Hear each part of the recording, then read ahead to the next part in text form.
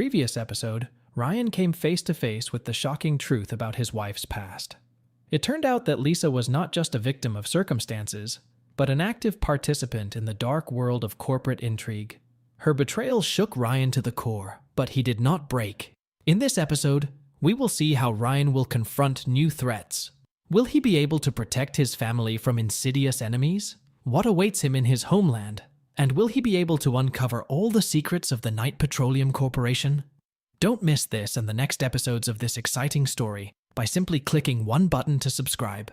For you, it's just one click of the mouse, okay? 2.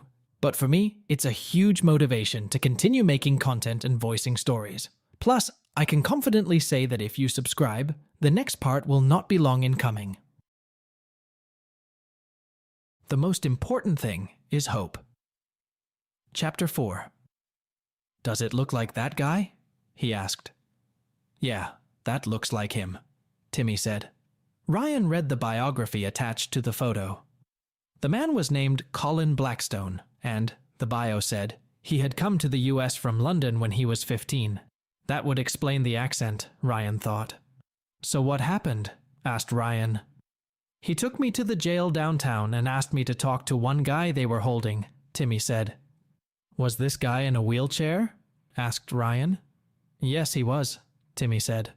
Ryan pulled out a picture of Jake and showed it to Timmy. Is that the guy? Asked Ryan. Yeah, that's him, Timmy said. What did he say to you? Asked Ryan. Well, he wanted to know if I wanted to make $10,000, Timmy said. I replied, sure. Then he told me to follow the first guy's directions, and if I did well, he would have more work for me.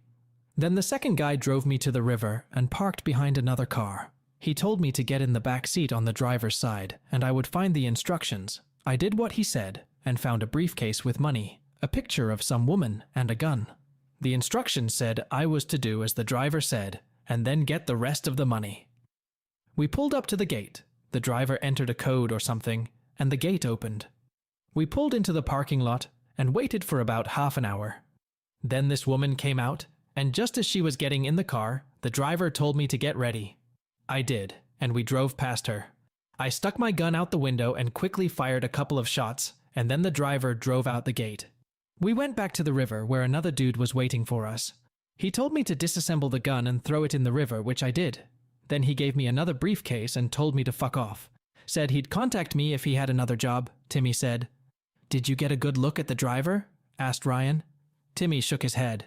No, never, he said. He was wearing a baseball cap, sunglasses, and a face mask. I never got a good look at his face. Where's the money now? Asked Ryan. Downstairs under my bed, Timmy said. I'll go take a look, Jorge said. When he left, Ryan turned to Timmy again. Can you write, boy? He asked.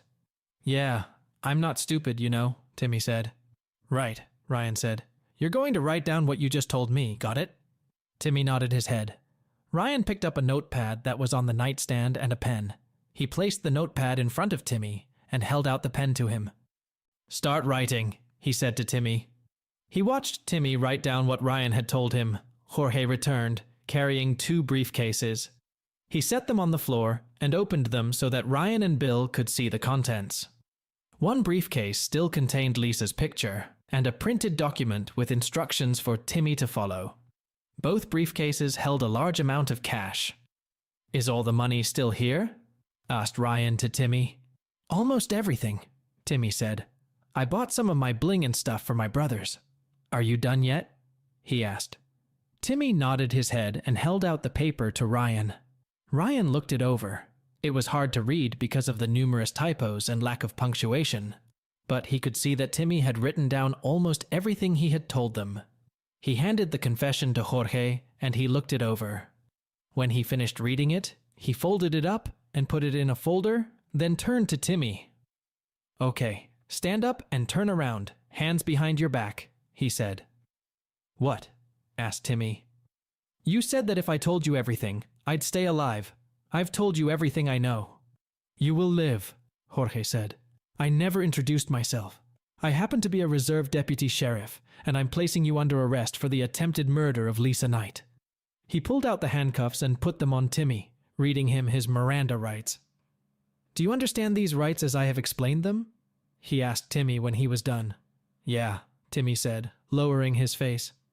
Okay, Jorge said. Now we're going to take you downstairs and you're going to talk to some very nice police officers about what you did, okay? I understand, Timmy said.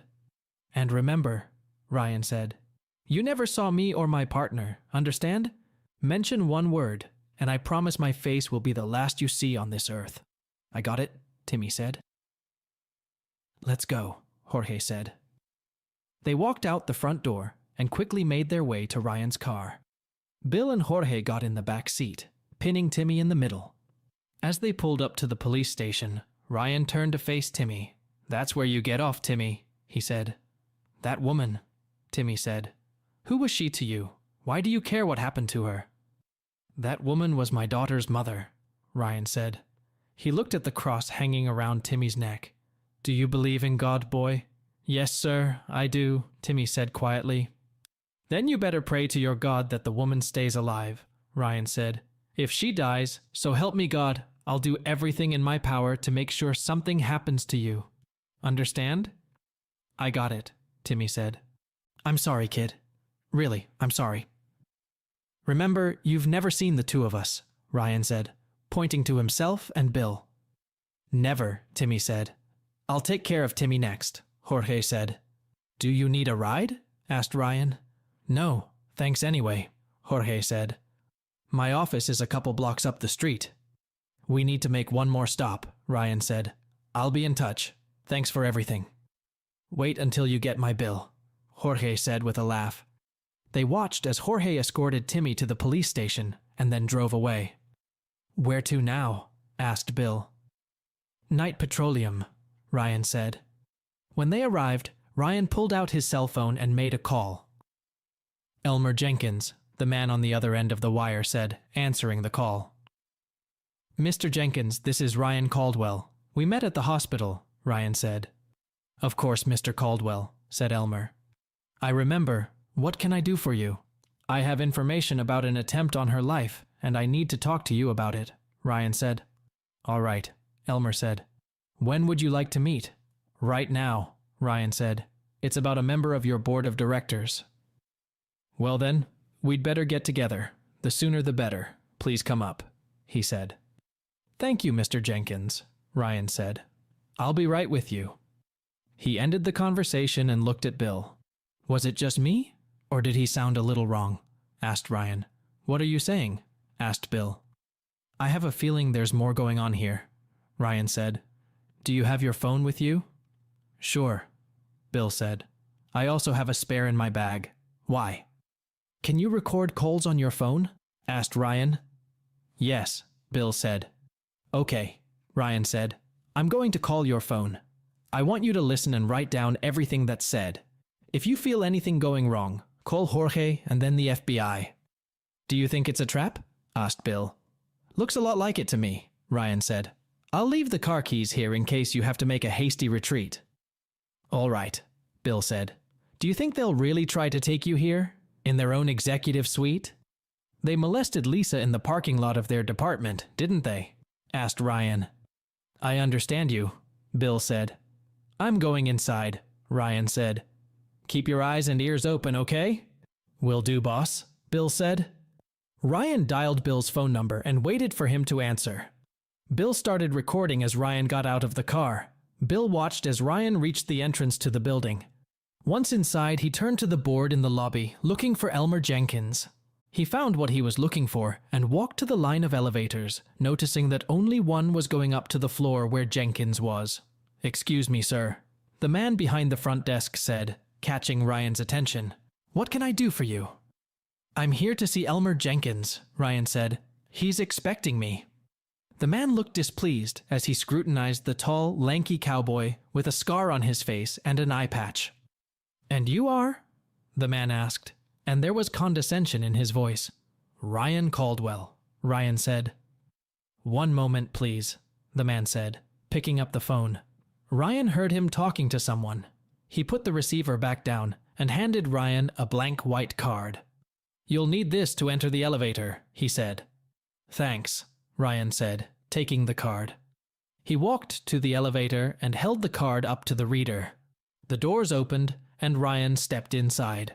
After the doors closed, the elevator automatically began its ascent. When the elevator stopped, the doors opened. Ryan looked around, half expecting to see security guards. Instead, he saw a rather attractive blonde sitting alone at a large table. She looked up as he approached her. "Ryan Caldwell should see Elmer Jenkins," he said. "Good afternoon, Mr. Caldwell," she said with a smile. "Mr. Jenkins is expecting you. Please follow me." He followed her through the double doors and down the hall to a large office. Opening the door, she announced Ryan's presence. "Ah, Mr. Caldwell, please come in," Elmer said. Ryan entered and looked around. He didn't see any guards, but he remained alert.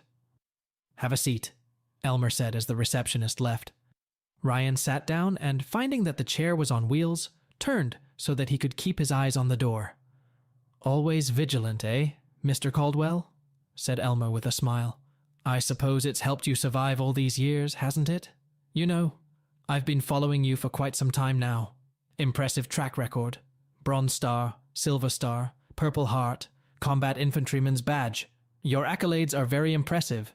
It's a shame you decided to become a private after all this. You would have been a great asset to our team." "Sorry to disappoint," Ryan said. Elmer shrugged. "No problem," Elmer said. "I think I can understand why you did what you did. No doubt you were hurt after what Jake did to you and your family."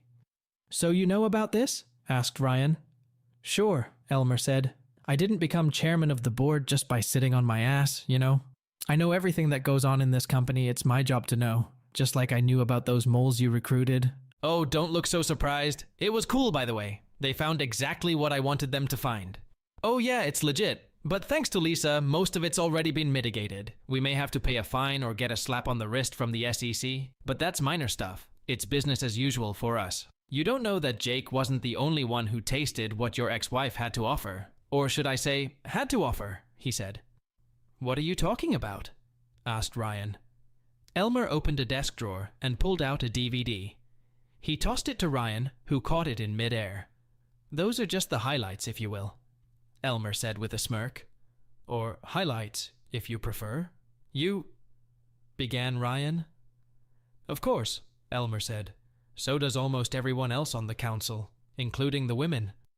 Lisa was a pretty wild kid, always was the ringleader at parties, especially at our annual summer retreats. She and some of the board members even considered including your daughter when she came of age. Of course, all that stopped after she married Jake. It's one thing to cuckold a lowly mechanic like you, but it's quite another to do it with the CEO behind his back." "Then why was there an assassination attempt on her?" asked Ryan quietly, who had knots in his stomach from these new revelations. He wanted to shake the life out of this guy, but he knew he couldn't get out of the building alive if he did. "You were already controlling her. I don't think you quite understand the big picture," Elmer said. "Look over there," he added, pointing to the sprawling city far below. "You know what you see down there? Commerce, my boy. Commerce and trade, all made possible by us and other companies like us.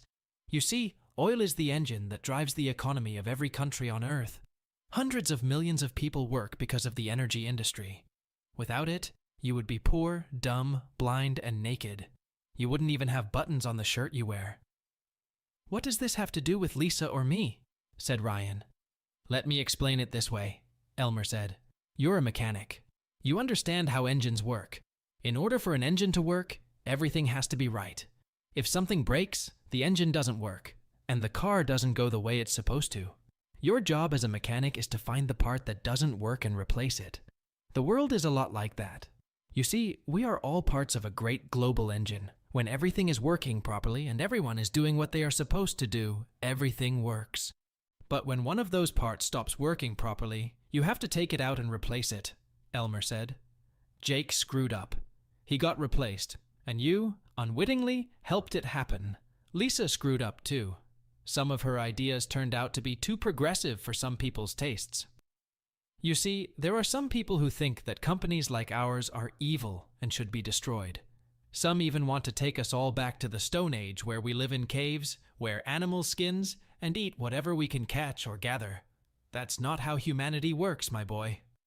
I recognize that having a woman at the helm, at least for a while, has given us more capital than we expected, especially among those on Capitol Hill. And that, believe it or not, in some circles means more than money. So you wanted to do away with her because she's somewhat of an environmentalist, Ryan said. What, you have a problem with clean air and clean water? Not at all, Elmer said. I'm willing to compare our environmental record to any other. The truth is, people who think they can replace oil with wind and solar power are living in a dream world. That will never happen, at least not in my lifetime. Probably not in your grandson's lifetime either. So why did you have to do it? Asked Ryan. Well, it was mostly a business decision, but we came to an agreement with Jake, Elmer said. He had a lot to lose with the divorce and the charges against you, so we came to a gentleman's agreement, if you will. And Colin Blackstone helped organize it, Ryan said. He played his part and did it admirably, Elmer said. Unfortunately, family circumstances forced him to leave the country in a hurry. I'm sorry to hear that, Ryan said. I'll pass it on. It was quite unfortunate, Elmer said. I'm sure it was, Ryan said. Let me give you a little friendly advice, Mr. Caldwell, Elmer said, leaning forward in a vain attempt to intimidate Ryan. A smart soldier like you knows when it's time to go on the attack and when it's time to retreat and regroup. This is a fight you can't win, and you know it. So why don't you just go back to your little hacienda in Texas? You have enough money to live comfortably for the rest of your life. Enjoy your golden years. Who knows? Maybe you'll meet a nice woman. And don't piss in my soup again. I wouldn't want anything to happen to your sweet daughter and little grandson. Well, Mr. Jenkins, I thought you were a smarter man than that, Ryan said. What are you talking about? Said Elmer. You should know that the worst thing you can do is threaten a person's family, Ryan said. I'll take your advice to heart, but you should know one thing. If you infringe on my family, even think about infringing on my family, I'll give you a war that you won't fucking believe, and you know I can do it. Elmer stared at Ryan for a few moments, then smiled. Fair enough, Ryan, he said. And I'll make sure that if Lisa goes through with this, she's well taken care of for the rest of her life. He stood up and held out his hand. Ryan looked at it for a few moments, then took Elmer's hand in his. As they shook hands, Elmer squeezed his palm. Ryan realized what he was trying to do and squeezed harder. Elmer looked at Ryan, and for a moment he thought he was looking into the face of death itself. He remembered Mark Antony's phrase from Shakespeare's Julius Caesar, "Cry havoc!" and let out the dogs of war. Ryan saw the look of discomfort on Elmer's face and released his hand. Elmer looked at him and felt fear for the first time in years. Maybe, he thought, they had made a huge mistake in going after this man and his family. Well then, Elmer said, I take it we have a deal. I think so, Ryan replied coldly, not wanting to give Elmer even a hint of what he was thinking. Good, Elmer said. Now, if you'll excuse me, I have some work to do. Ryan nodded his head. Me too, he said. You have a good day, you hear? He said, touching the tip of his battered Stetson. He turned and walked out of the office, leaving Elmer to ponder whether he had made a big mistake in crossing swords with a man he had once considered an uneducated ape. As he exited the building, he pulled his cell phone out of his pocket. You got it all figured out? He asked Bill. Sure, Bill said in response. Ryan ended the conversation and turned off his phone. He got into the car and looked at his friend. What do you think? He asked. Shit went really deep, Bill said. Ryan nodded his head. Agreed, he said, taking the battery out of his phone. What are you doing? Asked Bill.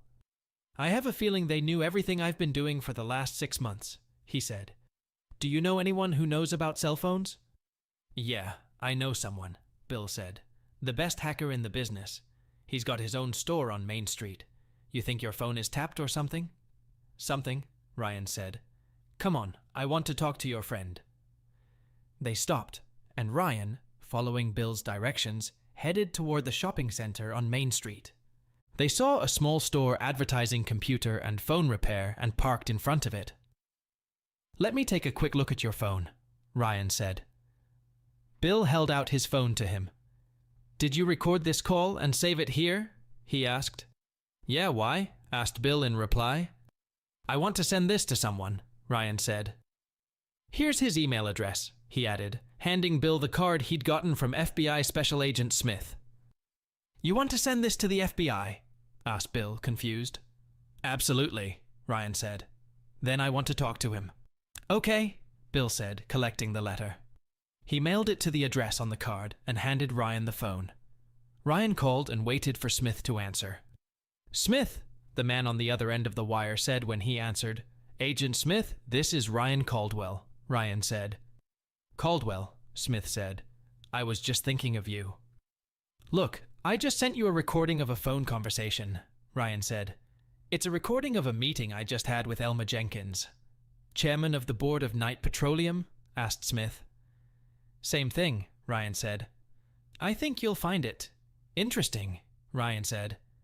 I don't know if it can be used as evidence, but perhaps you can pass it on to whoever is handling Jake Knight's case.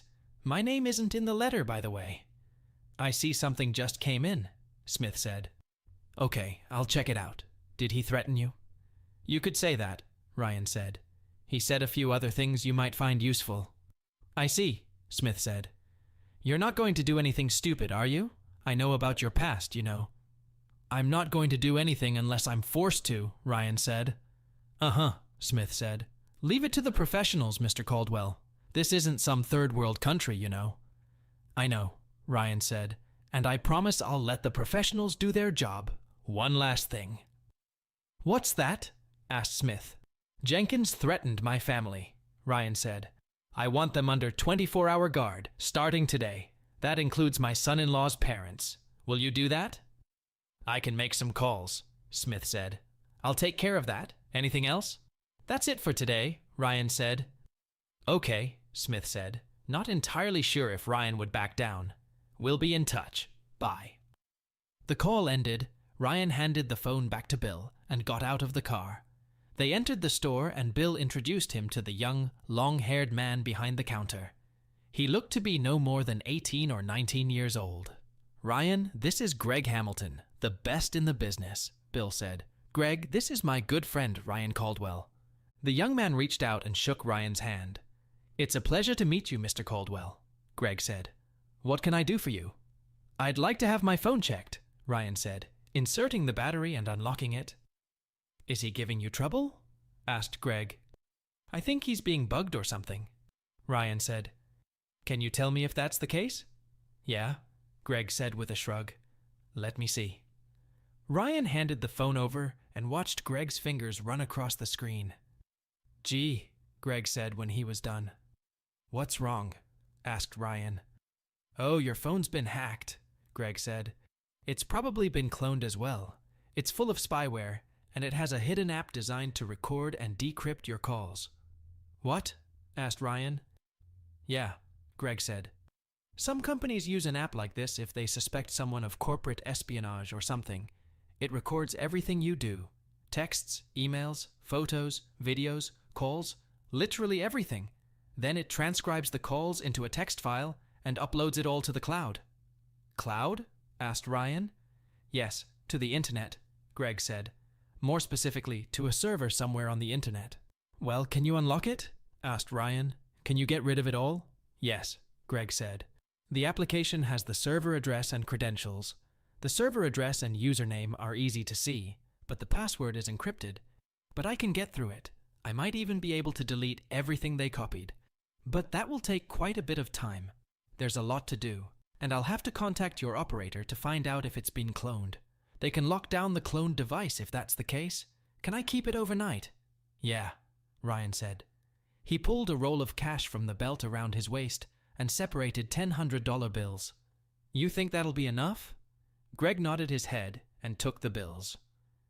Yes, that's more than enough, he said.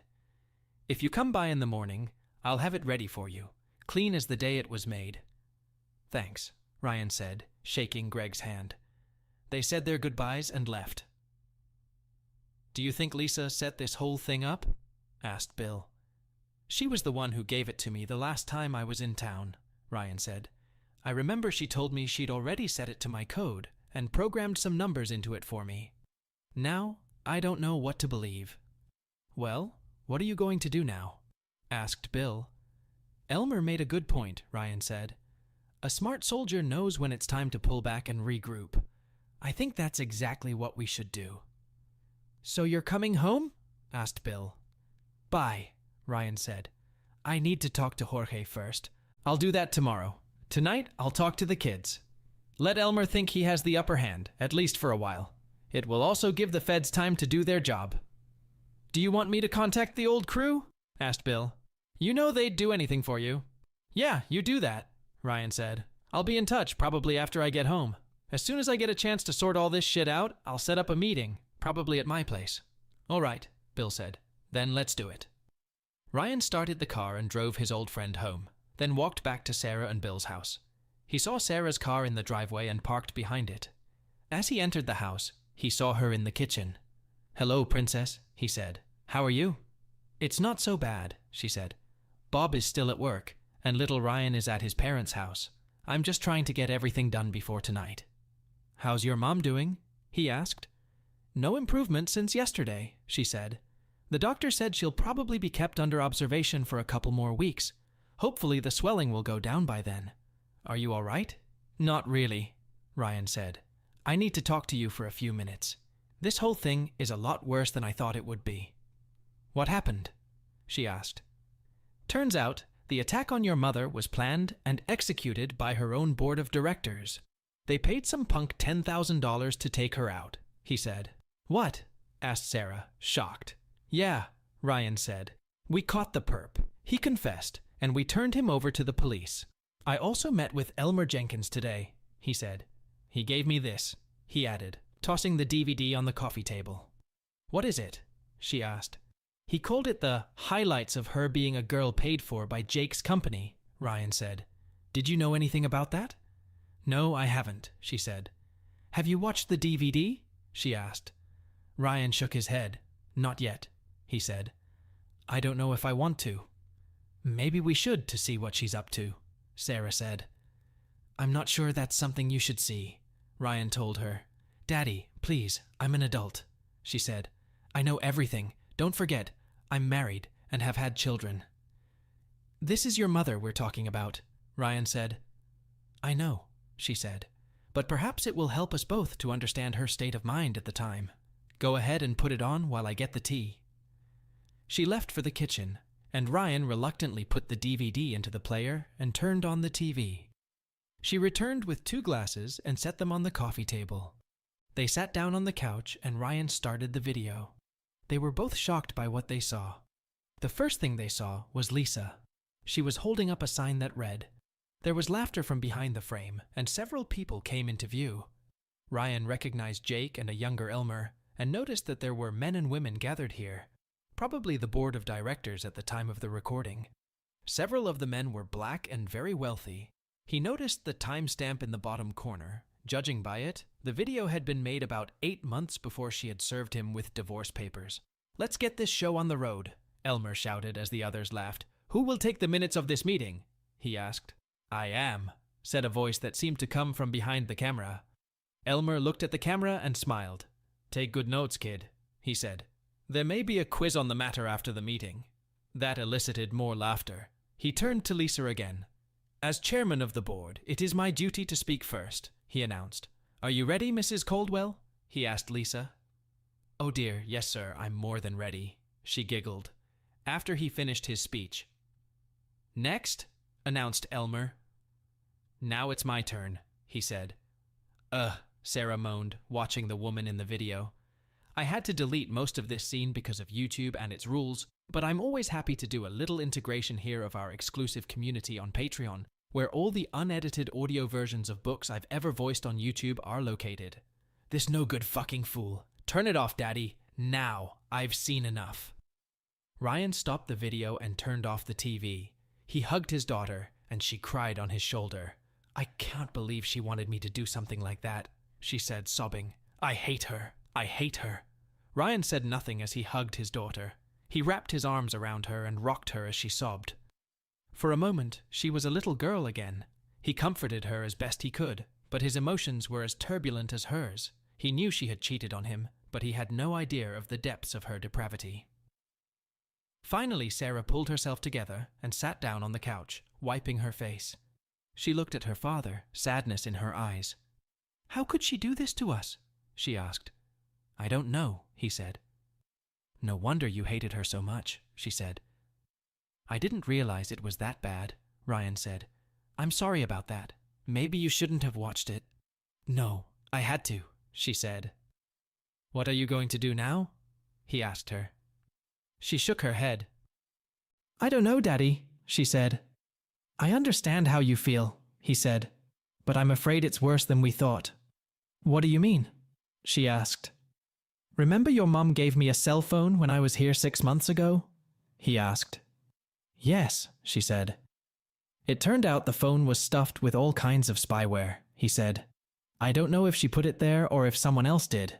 On top of that, Jenkins threatened you and baby Ryan, suggested that something bad would happen to you and baby Ryan if I didn't back off. Oh my God, she said. But you're not going to back down, are you? Please tell me you're not. No, Ryan said. But he must think he is. You guys are going to have federal security. I've already made arrangements for that. I need to make plans, but I can't do it here. I need to get home and start operating from there. When are you leaving? She asked. Tomorrow, he said.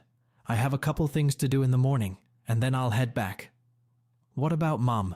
She asked. I don't plan on seeing her again, Ryan said. You do what you think is right. Okay, she said. Wait a minute. I have my mom's things here. I took them when I went to the hospital. Maybe her cell phone is still in her purse. Let me look for it. She went upstairs and came down a couple minutes later with a phone very much like his, only in a pink case.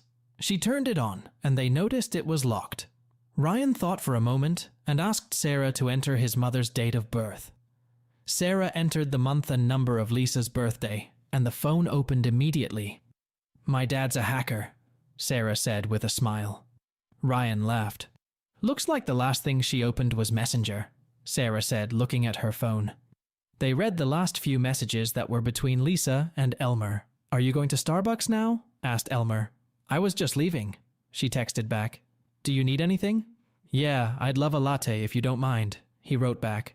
No problem, she said. Be back in a few minutes. Looks like Elmer knew she was leaving the office, Ryan said. They noted the time, just minutes before Lisa had been in that situation. Do you think Elmer knew this guy was waiting for her? Asked Sarah. Yeah, Ryan said. I'll take it with me tomorrow. I'll have a chance to go over it in more detail after I leave. At that moment, Bob walked through the door. Hey guys, I'm home, he announced. His cheerful mood quickly faded as he looked at the two of them. What's going on? He asked. There have been some changes, Ryan said. I think you should sit down.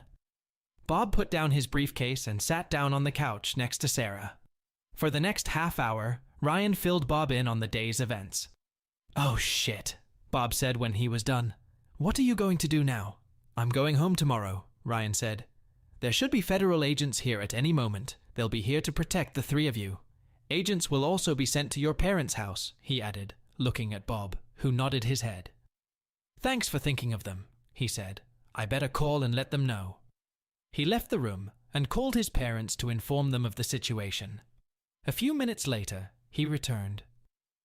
We thought it would be best if little Ryan stayed there for a day or two, he said. Don't worry, Daddy is a former Marine. He knows how to hold his own, and he's armed. Okay, Ryan said. They ate a quick dinner, and it turned out to be a gloomy dinner. Afterward, they settled down in the living room. Ryan pulled a DVD out of the player and turned on the TV. At that moment, there was a knock on the door. Bob looked out the window and saw two men in dark suits and sunglasses. He opened the door slightly. What can I do for you? He asked. The two men pulled out their IDs and introduced themselves. Agent Gillespie, FBI, one of the men said. This is Agent Williams. Are you Robert Greene? Yes, Bob said. Please call me Bob. Very good, Bob, Gillespie said. We've been assigned to protect you and your family. May I come in? Sure, come on in, Bob said. They entered the house and looked around. Williams went upstairs, and Gillespie went around to the bottom floor. Do you have any firearms? Asked Gillespie to Bob. Bob shook his head. No, he said. I work as a statistical analyst for the Department of Commerce, and they don't issue firearms to us. Yes, we know where you work, Mr. Greene, Gillespie said. Williams went back downstairs. The second story is clear, he said. There's no one else here. I realize you have a small child, Gillespie said. Yes, there is, but it's at my parents' house, Bob said. We'll be there tonight and probably tomorrow. Gillespie nodded his head. Very good, he said. Agents have been dispatched to the same place. Can I get you something to drink? Asked Sarah. Coffee? Tea? Coke? Coffee would be wonderful, ma'am, Gillespie said. Very hot, strong, and black. Be right there, she said, and went into the kitchen. Gillespie looked at Ryan. Are you Caldwell? He asked. Ryan nodded his head. Yeah, Ryan said. Special Agent Smith wants you to know that he reviewed the audio tape you sent him and forwarded it to the federal prosecutor, Gillespie said. He expressed his gratitude for your assistance. I appreciate it, Ryan said. He also wanted me to remind you that you're not in Africa or the Middle East, Gillespie said. Ryan smiled and nodded his head. Thank him for me, will you? Asked Ryan. Gillespie nodded his head slightly. There's a spare bedroom upstairs if you need some sleep, Bob said. You can occupy it if you want. Thank you, Mr. Green, but we won't be sleeping, Gillespie said. Will we be, Agent Williams? No, we're awake, Williams replied grimly. That's right, Bob said. Well, please make yourself at home. Sarah returned with 2 cups of coffee. She held one out to Williams, who accepted it with a slight smile and a nod. She then handed the other to Gillespie, who took a sip. Very hot, strong, and black, just like you wanted, she said. Thank you, ma'am, Gillespie said. It's beautiful. I'll set up on the back porch, Williams said. Gillespie nodded his head. I'll be out front, Gillespie said. If you need anything, please let me know. I will, Bob said. Thanks again. No problem, Gillespie said. It's our job. They walked out the door and took their seats, leaving Sarah, Bob, and Ryan looking at each other. Cute, isn't it? Asked Bob. They're just doing their job, Ryan said. So, you're going home tomorrow? Asked Bob. Yeah, Ryan said. I'll leave in the morning, right after breakfast. I understand, Bob said. Ryan looked at his daughter. Are you going to be all right, Princess? He asked. She nodded her head. I'll be fine, Daddy, she said. It's just that I'm so mad at Mom right now. I could scream. I understand, he said. It gets better with time. Believe me, I've been there. At least I know the whole truth, she said. God, what was she thinking? She wasn't, Ryan said. At least not with her brains. I'd better go to bed. I'll see you in the morning. Good night, Sarah and Bob said as he went upstairs. The next morning, Ryan woke up, showered, got dressed, and went downstairs to the smell of bacon and fresh coffee. Sarah put scrambled eggs and bacon on his plate, and he poured a cup of coffee. Be careful with the coffee, Daddy, she said. I made it very hot for our guests. Thanks for the warning, he said. When he sat down at the table, Bob and the 2 agents were already seated behind him. He watched the agents eat their breakfast and couldn't help but notice that they seemed to be chewing almost simultaneously. Quiet night? He asked. Yes, said Gillespie, but it's still early. They could attack at any moment. Are you still planning to leave this morning? Yeah, Ryan said. All right, Gillespie said. No offense, but your presence here puts them in even more danger. Not accepted, Ryan said. And I agree with you 100%. Gillespie nodded his head, seemingly satisfied with Ryan's answer. After they finished, Ryan put his plate in the sink and headed upstairs to get his gear. A few minutes later, he came back downstairs and hugged Bob and Sarah. Be careful, you hear? He asked. I will, Daddy, Sarah said. Bob nodded his head in agreement. Okay, Ryan said. He turned to his daughter. I want you to know that I will support whatever you decide to do with your mother. Do you understand? She smiled and nodded her head. Thank you, Daddy, she said. I'll keep an eye on her, but I don't support what she did. And I'll be damn sure she'll know it when she wakes up. I know I made you promise to be there for her, but I'll support whatever decision you make. Thank you, Princess, he said. Give my grandson a hug for me, will you? Tell him I love him too. I will, Daddy, she said. Bye. Let us know when you get home. I will, he said. He shook hands with the agents and headed for Greg's store. The young man met him at the counter. "How'd it go?" he asked Greg. "Worked on it almost overnight, but it's clean and good as new," Greg said. "I took the liberty of calling your provider, and they confirmed that the device was cloned. The other device was locked down, so everything is fine. I was also able to get into the server where everything is stored. They had a shitload of stuff on there. Anyway, I was able to delete it and messed up the server a bit while I was at it. I think now that all that crap is deleted, the phone will run much faster than before. I also disabled the GPS function so they won't be able to track it as easily. You've done a lot," Ryan said. "Thanks," he added, handing Greg another $500 from his belt. "You don't have to do that," Greg said. Ryan shook his head.